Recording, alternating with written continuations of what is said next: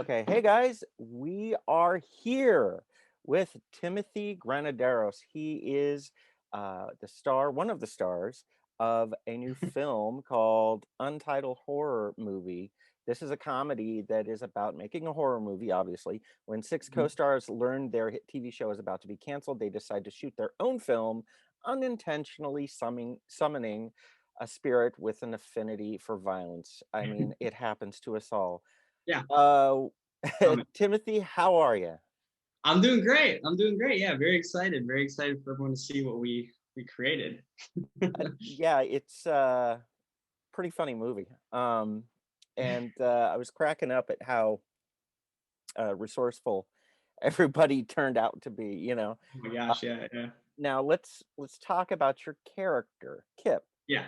Yeah, He's the yeah. one that kind of instigates this whole thing, isn't he?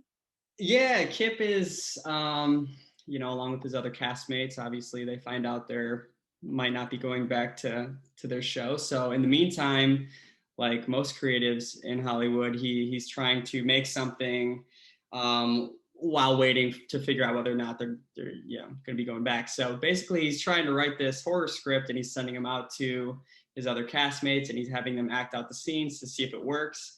And in turn, the birth of this script kind of happens. So they decided to just move forward while the show isn't happening and make their own stuff. So Kip is kind of just like I guess the leader in some ways, but also just kind of a goober. I would say like the Pied Piper, the Yeah. the Oh, guy that definitely. just kind of, come on, guys, let's Come go. on, we can do it. Yeah, you need that guy though, right? The he's a little bit naive, but I think in the best way possible because that's how stuff gets done I mean, yeah, fools rush in, right? for sure. Now, how did you get attached to this project? I was a fool and I rushed in. Actually, so I'm buddies with Nick Simon. I've known him for a while, and he's the director and co-writer. Hmm. And then Luke Baines, the other co-writer, I've been friends with for a while. So um, they were like, "Hey, we have this project idea. Can you hop on a phone call?" And I was like, "Yeah, sure." So they called me and they kind of pitched this crazy elaborate script idea, and it was the very like fundamental phase of it. Like they didn't have the story hashed out or anyone attached, and they were just like, we just want to make something right now because there's so many talented people or who are just kind of sitting around waiting for something to happen, and they're all looking to create. So they pitched the idea. Immediately I was like, yeah, I don't know, yeah, sure, let's do it. And then a couple months later, we were actually just off to the races with it. So Now that happened when? Was that right before or right after the pandemic kind of shut us all down? it was after we were all shut down. So we Okay. were all kind of cooped up and locked in our apartments. And I think one of the inciting incidents was they saw all these actors, creative types, just going crazy on like social media. They were like making banana bread and do like, look at my banana bread. These guys like, and they're like, all right, these guys need to do something with their time. And so that's when they kind of were like, let's just write this script for them. How many times can we make sourdough? You'd be surprised. What did you what habits did you form during the pandemic or a Okay, little? so I did the opposite of what most people did. A lot of my friends kind of just leaned into the chilling part in the beginning, and then they started like getting real motivated towards the end. Mm. I kind of did the opposite. I started with yoga like every day. I picked up a guitar and started playing. We were journaling, doing all the like the cliche like LA stuff, and Mm. which was great. And then like I burnt myself out, and then I started just movie and TVs. We got a dog. You can hear him over there. Uh, and yeah, no, it was, I mean, in a weird way, a blessing in some ways, but obviously it was, such a tough time for a lot of people. Yeah, but yeah, there's I would agree there's definitely a silver lining from everything that came about. I mean, some good, some bad. Yeah. Virtual press days for one. These Yeah. are amazing. Um, I mean, I'm not wearing any socks. hey, hey. Okay. So, yeah, so and then of course this project. So that's Yeah. Yeah. and you're obviously said yes because of. your buddies pitching this to you, and what Yeah, else were you yeah, gonna do? exactly. I mean, every opportunity to do something, meet some people, create something is like I'm on board. Hmm. And this was just such a great opportunity. I mean, I only knew Luke, Kat, and Nick. The rest I had met in person, and we all just became best friends. And I still haven't met them in person, but yet we're very close at this point in a weird way. Okay, so is everybody vaccinated? Is there gonna be a party or something? They're murmurs. There are murmurs. We just got to lock down the logistics, but I think we're heading in the right direction. We're gonna celebrate for sure The soon. Untitled Party Project? Keep an Um, eye out for it. the Hopefully, it will end up on Instagram. the ensemble though was like amazing. There was a great chemistry. Yeah. Um, was how did you build that chemistry? You know what's funny is I credit Luke and Nick. They pulled all their resources and reached out to people they knew, and a lot of talented people jumped on board. I feel very humbled and lucky to be a part of it. But it's kind of interesting going into our first table read. You're not really sure how it's going to go. I mean, table reads are weird in general because you're Mm, saying words out loud for the first time with a cast full of people you don't necessarily know. But remove the physical part of it and just put them on Zoom, and it was like we didn't know how it was going to go, and it just felt so smooth and natural that I think after the table we were like, all right, we actually have something here that's going to be something, you know. mhm, So it didn't fall flat. We were all laughing, and it was just very natural. So mhm. we knew we had something good. Was there any improv involved in the scenes, or was like because everything Yeah, honestly feels pretty organic, yeah. You and know so what you we know. so we would try to hit it a couple times the way it was written, and then Nick would be like, all right, just have some fun with it, play with it. And the fun part about this is we were all recording, we all had our own cameras on us. So it was recording all of our own footage. So if you did something in that moment that wasn't necessarily right, they could edit around it, you know, because Mhm, you were on your little screen there. So he encouraged improv and, you know, a little bit of play. And I think you'll see, I think Darren had us cracking up so much because he was just off the wall with his character. And it was like, it was like you knew if you were, I mean, you try to keep a straight face obviously, but you knew if you were just going to crack that they could cut around it for sure, so it gave you the freedom. yeah, there was and how did you guys arrange the shooting schedule? Because you guys all had to be like Yeah, right there, you know. And was yeah, this at your place? Was this, well, obviously it the, had to have been, yeah. yeah, the logistics of it are crazy. I fortunately didn't have much to do with the planning. I was just like, this is when I'm available pretty much every day for the next 2 weeks. And so we had an amazing production staff, the producers and the ADs and our DP and director. Like our DP would hop on, he would hop on with us, and we had this whole box full of lighting kit, microphones, all this Mm, stuff. And he would be like, all right, let's go to the corner of your apartment over there and let's try that out. And he would have us set up these lights, and we'd be setting up the mic, and we'd drop in shades and, you know, like throwing a light on in the background. And he's like, all right, turn that up to that. And it was cool because as an actor, you don't really get to be part of that process. You just take it yeah, for granted, and yeah. you watch all these busy bees move around you while you're just kind of sitting there, just thinking about what you need to say. But it was cool to be part of that side of the process because you respect and appreciate it so much more. And a credit to our, you know, production staff, our DP, our director, all those guys did such a phenomenal job of giving a bunch of ding dong actors a bunch of equipment and And trusting them. walking us through the dark. Yeah.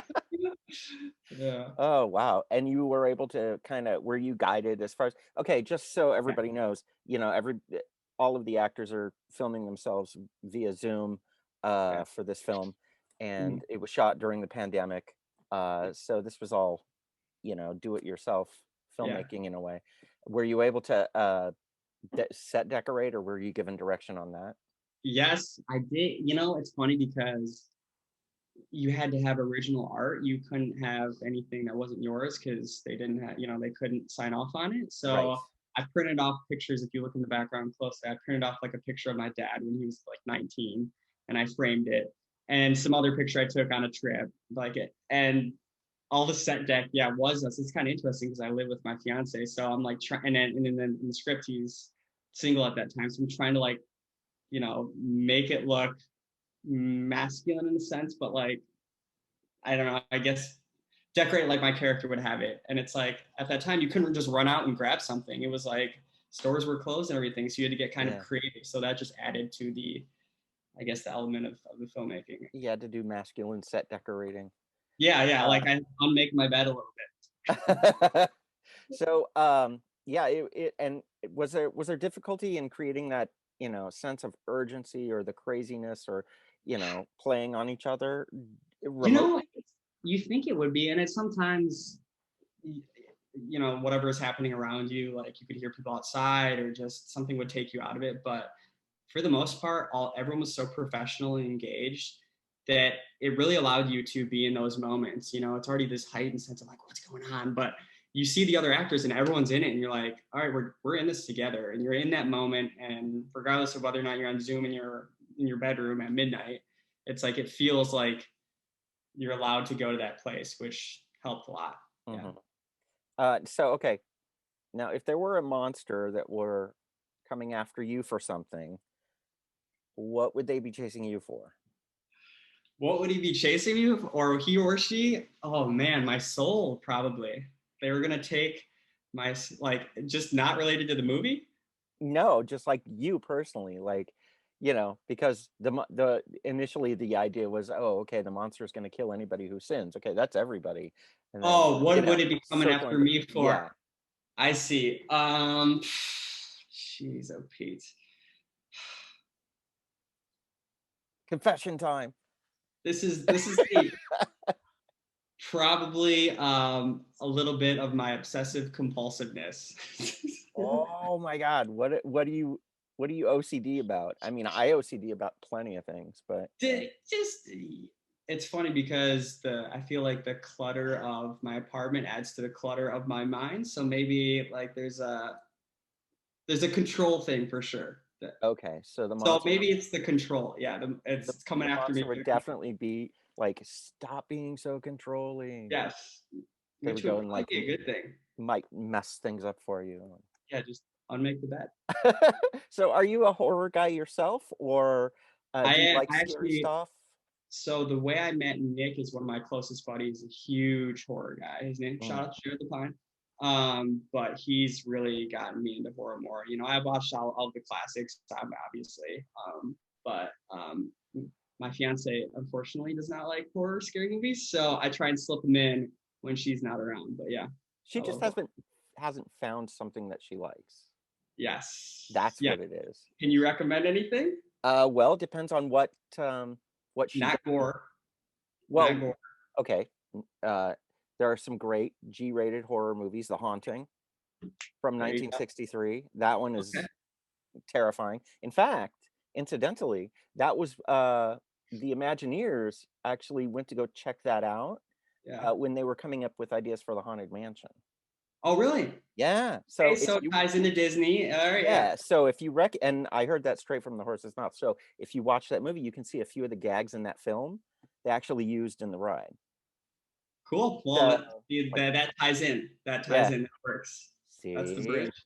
that's my job. I So like it. what advice would you give to any other actors that are kind of coming out of this weird fog right now? And how do you what's your advice? It's funny because I think no matter what level of I don't know, success or work you found recently or in the past with this career, we all kind of have this weird fog, right? So I think for me, it's finding the things that make me happy outside of this industry while still working my ass off to project my career and continue to work and meet people. So it's like I think this past year has really taught us about the balance of work and the pursuit of work, and also just finding the other things in life that keep you happy. So I mean, I really do feel find fulfillment in every audition I get. And I have a network of people who I run auditions with and stuff. And it's like, they're all positive, like-minded people. So just find your crew and find your happiness outside of the pursuit as well. Find your crew and do what you do. Do what you All right. do. All right, buddy. Well, listen, enjoyed the film and look forward to It comes out this Friday, yeah? It comes out The 12th. the So I think 12th, it's the 12th. Saturday. Yeah. Okay, so it comes out on the 12th, you guys. Untitled horror movie. It's Yeah. hilarious. Timothy, thank you so much for taking the time to chat Of with course. me, and best of luck on the film. Best of luck getting your fiance to like horror. And Whatever, I'll hit you up for some more movie recommendations. listen, anytime, chat me up on Insta, and I'll send you a list of gateway horror films. Oh, for sure. There you So go. Thank you. No, awesome. appreciate it, man. Thanks, man. Take care.